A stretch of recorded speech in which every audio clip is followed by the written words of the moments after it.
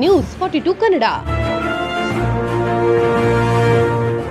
110ನೇ ದೇವರಾಜ ಅರಸು ಜಯಂತಿಯನ್ನು ಮೊಟ್ಟ ಮೊದಲ ಬಾರಿಗೆ ರಾಮನಗರ ಜಿಲ್ಲೆಯನ್ನು ಬೆಂಗಳೂರು ದಕ್ಷಿಣ ಜಿಲ್ಲೆಯನ್ನಾಗಿ ಮಾಡಿದ್ದಾರೆ.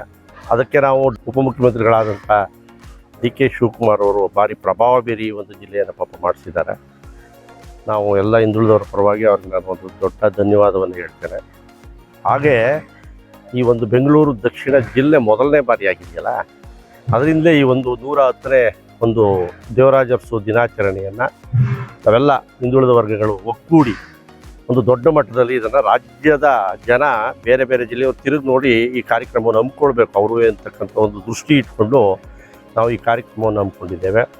ನಿಮಗೆಲ್ಲ ಗೊತ್ತಿದೆ, ದೇವರಾಜ ಅರಸು ಅವರು ಮೈಸೂರು ರಾಜ್ಯದ ಕೊನೆಯ ಮುಖ್ಯಮಂತ್ರಿಯಾಗಿ, ಕರ್ನಾಟಕ ರಾಜ್ಯದ ಮೊದಲನೇ ಮುಖ್ಯಮಂತ್ರಿಯಾಗಿ ಸೇವೆಯನ್ನು ಸಲ್ಲಿಸಿದ್ದಾರೆ. ಅಂಥ ಮಹಾನ್ ನಾಯಕರು ಅವರು ಮೊದಲನೆಯ ಏನು ಮೈಸೂರು ರಾಜ್ಯ ಇದ್ದಂಥ ಸಂದರ್ಭದಲ್ಲೇ ಸುಮಾರು 106, 107 ಜಾತಿ ಹಿಂದುಳಿದ ಸಮಾಜಗಳನ್ನು ಏನು 5 ಸಮಾಜಗಳನ್ನು ಗುರುತಿಸಿ ಮನೆ ಮನೆಗೆ ಹೋಗಿ ಕರ್ಕೊಂಡು ಚುನಾವಣೆಗೆ ನಿಲ್ಲಿಸಿ ಅವ್ರನ್ನ MLA ಮಾಡಿದ್ರಲ್ಲ, ಆ MLAಗಳನ್ನು ಮಾಡಿ ಅವತ್ತು 105ರಿಂದ 110 ಜನ ಅವತ್ತು ಹಿಂದುಳಿದ ವರ್ಗದ ಸಮಾಜದ MLAಗಳಿದ್ರಲ್ಲಿ.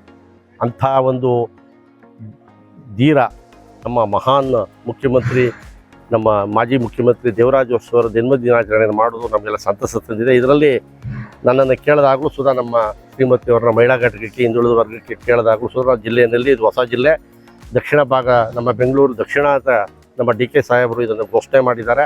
ನಾವು ಇದರಲ್ಲಿ ಪಾಲ್ಗೊಂಡು ನಾವೆಲ್ಲ ಬೆಂಬಲವನ್ನು ಕೊಡಬೇಕು ಅಂತಕ್ಕಂಥ ಒಂದೇ ಒಂದು ದೃಷ್ಟಿಯಿಂದ ನಮ್ಮ ಶ್ರೀಮತಿಯವರು ಸಹ ಈಗ ಮಹಿಳಾ ಘಟಕದ ಅಧ್ಯಕ್ಷತೆಗೆ ಆಯ್ಕೆಯಾಗಿದ್ದಾರೆ. ಗೊತ್ತಿದೆ ನಿಮ್ಗೆ ಹಿಂದುಳಿದ ವರ್ಗದಲ್ಲಿ. ಅದರಿಂದ ಹೆಚ್ಚಿನ ಸಂಖ್ಯೆಯಲ್ಲಿ ಮಹಿಳೆಯರಿಗೂ ನಾವು ಕರೆ ಕೊಟ್ಟಿದ್ದೇವೆ. ಹೆಚ್ಚಿನ ಸಂಖ್ಯೆಯಲ್ಲಿ ಈ ಕಾರ್ಯಕ್ರಮದಲ್ಲಿ ಭಾಗವಹಿಸಬೇಕು. ಅದರಲ್ಲೂ ನಮ್ಮ ಸಮಾಜ ನಿಮಗೆಲ್ಲ ಗೊತ್ತಿದೆ, ಎಲ್ಲ ಹೇಳಿದ್ದಾರೆ. ನಮ್ಮ ಸಮಾಜ ಒಂದು ಕುಂಭ ಏನಿದೆ ಅದು ಪೂರ್ಣ ಕುಂಭ.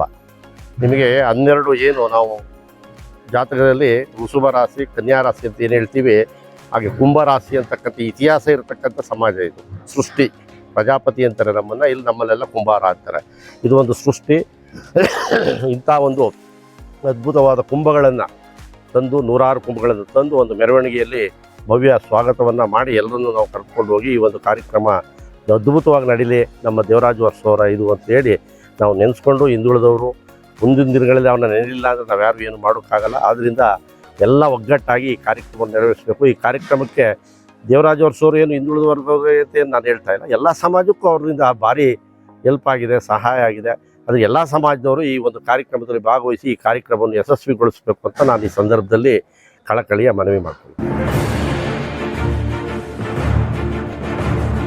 ನ್ಯೂಸ್ 42 ಕನ್ನಡ.